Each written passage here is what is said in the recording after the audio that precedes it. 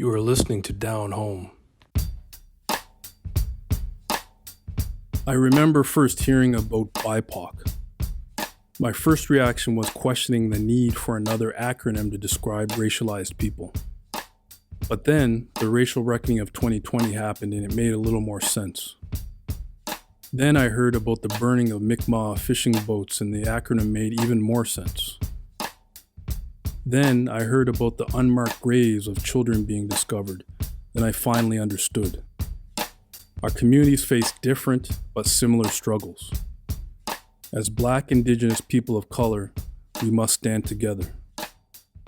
Poet and Indigenous activist Rebecca Thomas joins me and Jay for a discussion about some of the issues that our Indigenous brothers and sisters face today.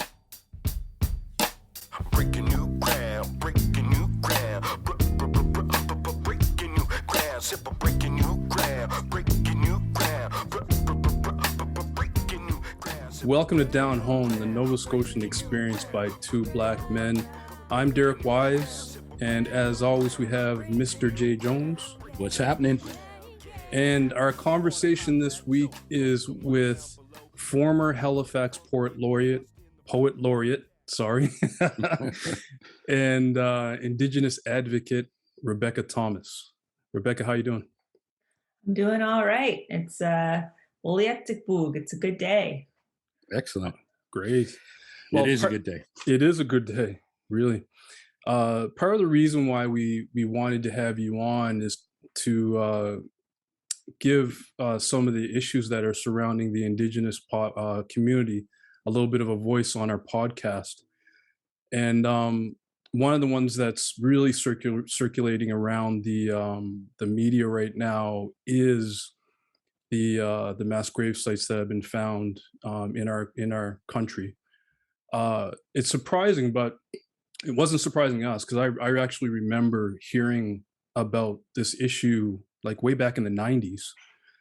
But why do you think that the media has kind of caught on to what happened in Kamloops and then the other sites later on? What's different? Why has this captured the media's attention recently?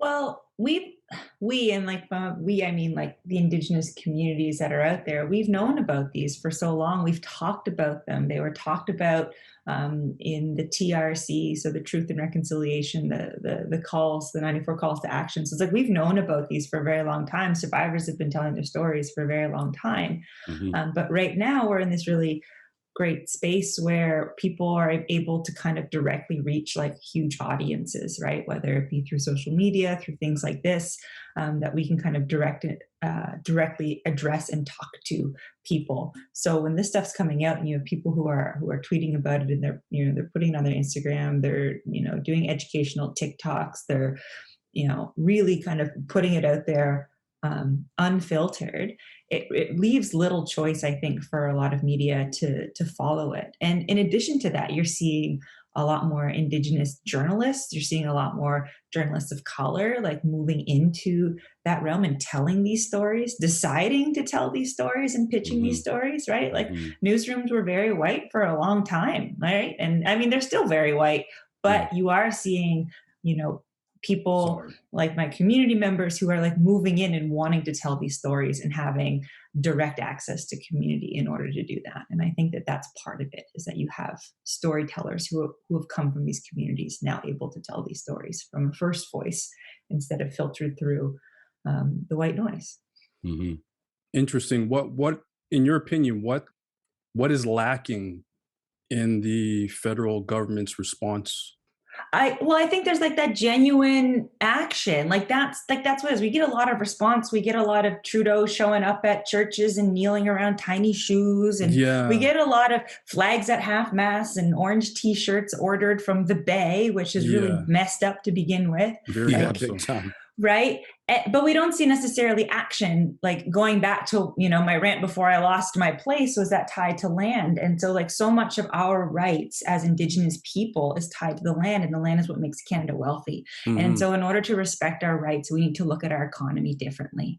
And I don't think that that's going to happen, to be quite cynical, because if we were to return stewardship of the land back to its original caretakers, which is us, you wouldn't have, massive mining projects and, potash mines and deforestation to the Hmm. extent that we're seeing it right now, Yeah. which would put Canada's, standing as a wealthy, developed nation in jeopardy.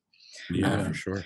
and so I think that's where you see like the uniqueness of our rights causing a direct impact into politics, and that's because our rights are tied to what makes Canada rich. Hmm. Yeah, true, Yeah. true. True. True.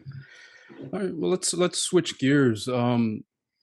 What what do you think are the challenges that the Indigenous community face when it comes to actual education? Because I think, if I read your bio correctly, you do work in education as well, in advocating for the Indigenous population. I mean, I think you might see a lot of similarities between um, what people like in experiencing in your community. In that, I think this notion of people who think that racism or anti-indigenous racism or anti-black racism or xenophobic, xenophobia is that it needs to be like this kind of overt expression of people walking around and like throwing pejoratives and slurs out there, and like that's the only kind of racism that exists, but Yeah, not necessarily recognizing that really well meaning, kind people can still perpetuate systems of racism. But because they're kind or because they're well meaning or because they pay, lots of money to charity and they volunteer in all these areas, they don't see themselves capable of participating in perpetuating racism or systemic racism. And so when you have these really lovely, kind-hearted people that you push back and challenge, in their intentions, then there's this automatic defensiveness that kicks in, and it gets really difficult in which to have those conversations if there isn't any humility in those conversations, because Hmm. someone can say, but I'm a good person. I said, I never said you weren't a good person, but I'm saying yeah, you're participating in a system that was built to exclude us specifically. And so you can maybe not, call me a redskin or a squaw, but you are participating in a system that maintains, that continuously like violates our treaty rights, or, you participate in a system of government that has a Department of Indigenous Affairs. Like, how messed up is that? That there's like a Hmm. non-Indigenous person who sits at the top of a department in a ministry that governs how we are to be treated and our Yeah. rights are to be implemented. I was like, that's Yeah. really messed up. Like, if I had Yeah. a Department of White Affairs, you'd probably feel really uncomfortable yeah, Yeah. because yeah, it's a There's a, weird thing. yeah, there's a sadness to the status quo. You know what I mean? That it just seems like along the top they were like, well, we're going to give you a little bit, but we're not going to completely change because we want to Yeah. maintain our power. Yeah. And Yeah. it's like you're benefiting from a system that has caused harm to my community. And I'm not saying that, like that's the option, right? Like at this moment, whether it be like participating in a capitalist world, like I go to work so that I can live and eat. Like that's Hmm. the nature of this world. And it's probably the only option that I have in this moment. But I need other people to recognize that this is not a good thing, like that we can imagine a world beyond this, Yeah. and that you need to participate in that, because at some point in time I'm sure we couldn't think beyond like divine monarchs in the feudal system, and yet we have moved beyond that, right? Yeah. And mhm, so I think we need to look at that, and Hmm. because it's, yeah, like they said, that status quo, that like it's not good enough for your status quo, because your status quo means that a lot of my community have substandard living conditions. Yeah. And mm, they suffer. They continue to suffer. Yeah. yeah, Now, Derek and I are both, we're both in Toronto now, but we grew up in Nova Scotia, Halifax, and we're well aware of, our roots and what has gone on in the Black community. Biracial children sometimes struggle with their own identity. Mhm. Now, do you think this is the case with Indigenous, since there's so much displacement and other things going on? Absolutely. I think that there's like all different kind of areas with that. Like it's not just like you're an FBI, a full-blooded Indian, or you're not. Like it's not Hmm. so much that, like that there is like a hierarchy within society based off of these like systems of racisms we've talked about already. I can be very white passing. I have pale skin, especially in the wintertime. That affords me like a tremendous amount of privilege, right? Right. Mm. Yeah. But then we see recently that there was a big Sephora campaign for Indigenous people, and they didn't feature any Afro-Indigenous people. And a lot of the Afro-Indigenous people were saying, like, we're just as Indigenous as you are, and you didn't feature us. Like, you completely excluded us. So you have people who are like myself, who are white and Indigenous, and then you have people who are Black and Indigenous or Asian and Indigenous who aren't seeing representation. So like I have a lot of privilege. And yes, I have, like, my dad went to residential school and I grew up in a really rough way. And, you know, trying to reclaim culture has been a challenge in a lot of ways. But I also carry a certain amount of privilege with the skin that I'm in. And I see representation of myself, you know, for the most part. I see white and Indigenous mixed people within like the very small sphere in the media that you'll see us represented. But I know that there's a lot of mixed Indigenous people who don't see themselves represented in any capacity. And I think that that's really shitty of us as Indigenous people to exclude them, saying, like, well, you don't meet our internalized stereotypes as well. Right. And so you see that within our own community. Like we have a lot of work to do to address a lot of our own issues that we've internalized: patriarchy, anti-Black racism, homophobia. A lot of that stuff came with colonization, and we need to work on unlearning that too. And so there is a big cultural reclamation that needs to happen for folks like myself who was displaced, that my dad went to residential school, could never connect back to his community. And so I grew up in a very white town in New Brunswick. But then there's also folks who have been displaced in another way, because we as Indigenous people can sometimes gatekeep our own members. And that's really, really crummy of us. Yeah. So your father went to the residential schools, eh? Oh, wow. Yeah. Now, so being displaced and growing up the way you did in a chaotic world, and probably lost some of your identity because it probably just sort of passed on, you know, and you became a product of your environment. What did that mean to you internally? Like, how did you deal with the, you know, trying to find out your identity, knowing the attachment of half of who you are was, you know, Indigenous? Yeah, well, it wasn't something that my dad ever really talked about, which is a very common thing. Like residential school, if there's one thing that they did incredibly well, was making Indigenous people ashamed of who we were, right? And so my dad had a lot of shame over what had happened to him in residential school. He experienced a lot of abuse and a lot of awful things, and like he never wanted to talk about that, and he struggled with addiction, and you know, and it's like that very kind of like sad story of, like, you know, broken home. I grew up with a lot of violence, like, you know, all this sort of stuff, and coming back to it has always been like a bit of a challenge. And like seeing my dad struggle the way that he did, I remember being really mad because I didn't know that he went to residential school until I was in my 20s. And then when I found out that he went to residential school, all of a sudden my anger became very directed at like a government that would have targeted kids to solve a problem of resource allocation. And like, so that made me really mad. And then as a woman in my 30s, I'm like, well, I'm still kind of mad at my dad too, because I was a kid and he was an adult, you know? And like, and so there's also like, and I'm like allowing myself to be mad, because for a long time I was like, well, I'm not allowed to be angry because he experienced so much, you know, awful stuff. But at the same time, you know, I was this little kid. And so, you know, the very kind of long circle back to your question is that because I don't speak Mi'kmaq fluently, or because I didn't grow up on a reserve, for a long time I thought that I wasn't like Mi'kmaq enough. But then when you really kind of sit down and think about it, and it's like, the reason I'm so fractured is because my dad got forcibly taken to a school, like the residential schooling system, which is an incredibly Indigenous story here in Canada, as tragic as it happens to be. And so there's been this kind of big, like, it's this big pendulum swing. Like, of course, when I'm first getting into it, it's like as much beaded jewelry and like leathers and feathers, and no one's going to mistake me for who I am. And then, you know, and that's like when I'm much younger. And like now it's like, well, it doesn't matter if I have like curly hair or if I wear beaded earrings or not. Like, I'm still Mi'kmaq, and I'm still, my community claims me back, and I'm relearning my language, and I know my territories, and, you know, and so like, that's the process, is like getting comfortable with who I am.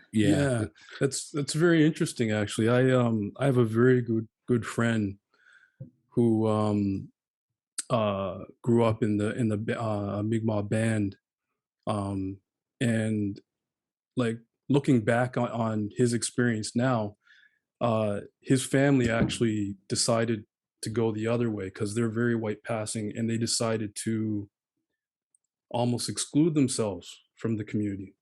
Mhm. Like I look back and like I remember having conversations with Harold, and there really wasn't any identification of himself being in the community. And I don't know if that was passed down from his mother or not. But then in our older years, I remember going back, and his mother has now uh, claimed a more active role in the band. Yeah. Mm. And that's what residential school did. They made you ashamed of being, Ilmu. They made you ashamed of being Indian. They made you ashamed of being Native. Like Hmm. that it was, all of those monikers of like dirty Indian and like drunk Hmm. Indian and like Yeah. useless Indian, like all of those, like you wanted to separate yourself from that because you believed it. Like you Yeah. internalized that, Hmm. right? And so it's like it's not surprising. And so this we're on this like massive intergenerational healing like journey to be like, no, like they were wrong. So you see a lot of like young like Inuit people who are getting like their tattoos done on their face, again, and Hmm. that's so Hmm. beautiful to see because Yeah. they were taught that that was savage or that was uncivilized or that was ugly. And so to see young people like reclaim their traditional markings in that way is Hmm. like that. Whew, that's like so heartening. I was at a Hmm. powwow yesterday, and for like before grand entry, so before everybody goes into like powwow, like the dance circle or whatever, they always have all the grass dancers come out because what grass dancers do is that they would pat down the grass. They're like the scouts, right, to make sure that the arena is safe. And it was just at a university powwow, so we didn't have like a huge amount of grass dancers. There's one grass dancer and there's a little kid, Hmm. and so he was so shy, and like but he went out and like he had like the arena director and the MC were like our older Mi'kmaq guys, and they're like encouraging him, and he starts and he goes out, and my friend beside me who's also Mi'kmaq just like burst into tears to see like the youth like reclaim their culture like in that way, and to be so brave in that moment, and like brave in practicing his who he is, like, and like that's Hmm. the weird juxtaposition, and the sad part of it was like, it was brave because he was doing something that he should have been doing his whole life, but Hmm. like is kind of like doing now. And so there's like a lot of like bittersweet and and joy and tragedy in that. So it's tragic that Yeah. he has to relearn this, but there's so much joy in that this kid was doing it, Yeah, it's good that people can reclaim their cultural pride, even if systemically it's tough, and all those things have fractured, most Yeah. communities today. But I think in some sense of being, you kind of have to sort of hold on to that something to just feel that immense pride to maybe rise to the occasion of the things that you're going to face. So hopefully, I mean, I don't know where the world is going to go, but Yeah. I feel we're at it kind of a tipping point myself. But It seems like it, doesn't it? yeah. And we deserve like joy. Like that's the other thing too, is like so much about like educating about like the stuff around us. And when we see representation, it's like trauma representation. It's like rooted in like all the awful things that happen, and those things are super important to talk about. Yeah. Yeah. But like I also want joy. Like I want to Hmm. see like Native people fall in love, and comics and like culture being done in really cool ways, and like contemporary Indigenous art. Like I want to see that in addition to like learning about missing and murdered Indigenous women in the 60 Yeah. scoop and the overrepresentation of children in Mhm. care and undrinkable water. Like that stuff's super important, but like I can't constantly only see myself represented in trauma because that's Mhm. friggin' exhausting. It is, Yeah. isn't it? Yeah. It takes its toll for Hmm. sure. Now, how I found you was actually on Instagram. I didn't find you per se, but there was a person who came out with this book called Jim Crow also lived here. I think his name was Len Paris, and he grew up in New Glasgow, and he lives here in Ontario, and he wrote a memoir. Depicting his life story and what he saw growing up. And one day I was just sort of looking around, and he posted your poem, "What Are Their Names?" and it sort of got my, my wheels turning. I was like, oh, I should try to reach out to her, just because like I love poetry as well, and I did listen to the poem, and it was very powerful. And what was that moment for you growing up and seeing what you've seen? What was that moment when you felt you could use poetry as a way to express yourself and what your people, the Indigenous community Yeah. was going through? I just tried it. So I had a colleague who asked me if I knew who Elle Jones was, and I said no, I don't know who she is. And she said, oh well, she's this Black woman and she does this incredible poetry and she talks a lot about this. And then we had this conversation about a lot of similarities between our communities in Nova Scotia. And so I went to YouTube and I looked up some of Elle's stuff, and I was like, I wonder if I can do that. And so, Yeah. and so I tried it. Yeah. And so I wrote this piece, and it went well. And, and I went to an open mic, and I definitely did not have the stage presence at that point that Right, of I think I course. have now. And, I had a really dry mouth, and I had my notebook, and I did it. And Nerves. crazy nerves. And it was the Word is Bond Speak series that Elle was actually kind of hosting in at the company house at the time on Cottagen Street. And she said, oh, like, hey, and she did her Elle Jones thing, and she's like, I'm gonna put you down for open mic. I was like, okay. And it went really well. And then I came back the next month and I did another piece. And then I came back the following month. And then Elle was hosting, and I think she put me really on the spot. And she says, and I would like to invite Rebecca Thomas to be our feature next month. Oh, and I'd only wow. ever written I'd only written like 3 poems at this point in time. And I was like, okay, I guess I gotta write some poetry. Wow. And that's kind of how it started. And I just give Elle all of the credit in the world for being so encouraging and so sharp and so like willing to have these conversations of like how problematic the system is, like the system TM. We were fortunate enough to have Elle Jones on as a guest for one of our episodes as well. She's an amazing woman, and it's so Very funny. impressive. It's not funny. I mean, it's a good thing. Rocky Jones sort of encouraged her back in the day to keep doing what you're doing, and it's amazing. That's the beautiful thing that you're talking about, that joy of people coming together to empower us. And like, even though some poetry can be sad and whatever the case may be, it still can take you on a journey, and then when you get that presence, I'm sure you have it now, you're able to really stand in the space of who you are and share it. And I think a lot of people are open to that more so now than they have ever been, Yeah. And there's this very kind of freeing thing. And I don't know for you folks, but it's very different, or at least in my experience as a woman, that there's this, you definitely are socialized like that. Being liked is like the most important thing in the world. Like to be liked, right? Because you didn't want to be, a bitchy woman or a nag or, all these things.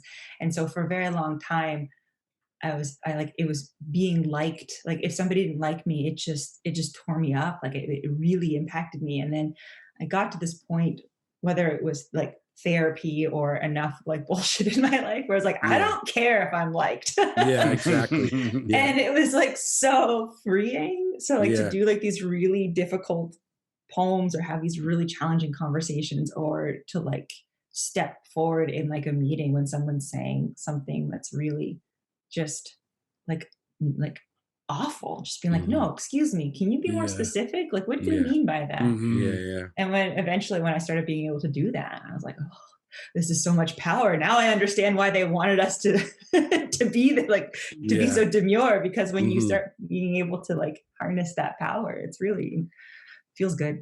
Yeah, well, that's good. Yeah, I know you saw our questions that we sent, and I also asked if you could possibly perform that poem. What Are Their Names? Yeah. It came about after they found, all of the kids in Kamloops, and then they started finding other kids. But my dad went to residential school, and he had a specific Mi'kmaq name. And he doesn't know what it is now because he Okay. went only speaking Mi'kmaq, and he left speaking only English. Right. And so for me, it's like I don't know what my dad's real name is. He doesn't know what his Wow. name is, and so it's like I wanted to, because like so often that we talk about this as like a marker in history, Yeah. but it's like these were little kids and they had like things that they liked and things that made them laugh and things that they were afraid of, and like that all gets erased away when they get given a number. Yeah. So yeah, it's called What Are Their Names? Thank you. Cool. A little boy drags his feet on the sidewalk. He's got braids and he's walking a dog with a spot. He looks like he's completing a chore that I'm certain is a total bore. He would rather be playing video games when a friend calls his name. There's a little girl riding her bike, followed by a younger sibling on a trike. The littlest one looks ready for a fight, watched by Gran, who keeps them in sight. The breeze blows through their curly manes, with helmets bejeweled with their names. On her first day of school, she wears her best shoes. She clings to her mother's hand like glue. The school bell rings and her best friends sing. She's nervous and excited all the same.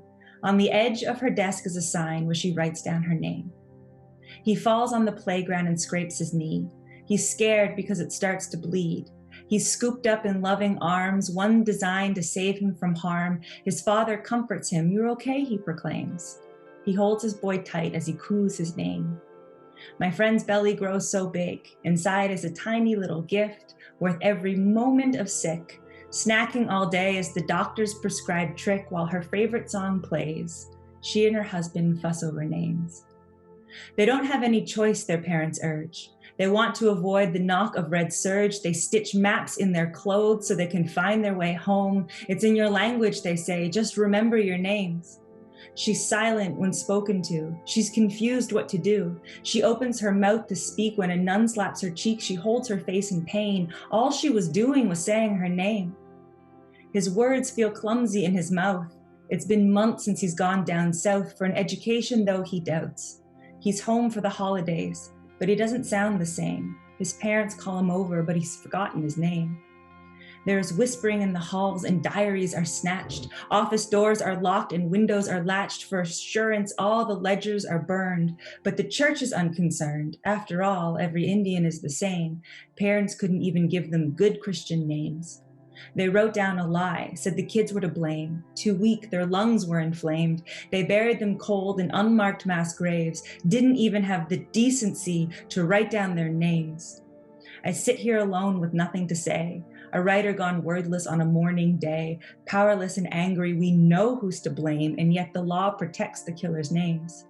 I call my father, just trying to check in. A survivor's memories are what's haunting him. I offer kind words to try and comfort, attempting to put in the smallest of efforts. So deep in his age and his pain, he couldn't even remember my name. Collectively, the nation decrees this is a mass act of savagery. We lower flags and don orange shirts, but never move to return the earth. A Catholic apology abstains, and yet no one has bothered to ask, what are their names? Whoa. Powerful. Wow. Powerful. Survivor's memory haunts him. Whoa, that really that's a powerful line. That's Wow. great. Thank you Rebecca, so much. thank you so much for giving us a bit of your time. Yeah, thank Really you so special much for episode. having me. I really appreciate it. It's always nice to talk to folks from communities that kind of have similar histories, that kind of you just get it in a way. Yeah. Yeah, of course. You know? Yeah, I totally do. I mean, yeah, we're on this journey of doing this podcast, and we've been fortunate enough to interview so many wonderful people and experience, and them telling us about their experiences. It's been really great, and it has brought along. I mean, I can't speak for Derek, but it's brought along this Nova Scotian pride, and I'm sure I know it has for him. Oh, I'm prideful. I know. Well, I mean, I just don't want to. Yeah. Thank God we've known each other since we were 8 years old. Yeah. Well, okay, I can't speak for him, but it's been amazing to find these connections. Even though we may not know each other, we still go through the same thing. And I'm glad my Instagram game was tight, so I could stumble upon someone like you and see what you do and share your words and your story. And we thank you for that very much. Yeah, if there's one thing that I can leave you with, I had the opportunity from October 1st, 2nd, and 3rd to do poetry workshops with residential school survivors. And it was like really intense, and they were talking about stuff they'd never talked about, but they also said that this was really freeing. And this one gentleman got up and spoke at the very end during closing ceremonies, and he, speaks Mi'kmaq as a first language. He sometimes has a hard time remembering word in English, which I think is really wonderful that he was able to keep the language in that way. And he talks about how when you would go to somebody's home, and you'd come back, they would ask you, well, did they offer you tea? Because that's like the ultimate part of our culture and our community and respect is you offer them tea, because around that cup of tea, you laugh and you heal and you find joy and you just practice your culture by just being around each other with that cup of tea. And he said, that weekend was like the perfect cup of tea. And so for this here, it's like a good cup of tea, being able to have this conversation with Awesome. you. Thank you. A very high compliment. Thank you very much. I raise my tea to you. Oh, I got one too. Yeah, there you go. Awesome. All right. Well, thank you so much, Wulaliach. It was really great having a chance to chat. Breaking new ground, breaking new ground. You have been listening to Down Home. Subscribe wherever you listen to podcasts. Breaking new ground, simple breaking new ground, breaking new ground, breaking new ground, simple breaking new ground, breaking new ground, breaking new ground, yeah. On a high plateau, from the one down below to the future of the funk, getting lost in the flow. Contact with the spark magex. Now it's time to flex with the force from the soul, reaching all aspects, getting deep, no time to sleep. As you reach your next phase, laying it all on the line, new trails start to blaze. The song Breaking New Ground from The Breakdown. I just laugh with the joy of a beat boy, just kicking it live. A connection so strong, transcribe with the vibe like magic prescribed. Only to see the perfect blend, like a diamond in the rough.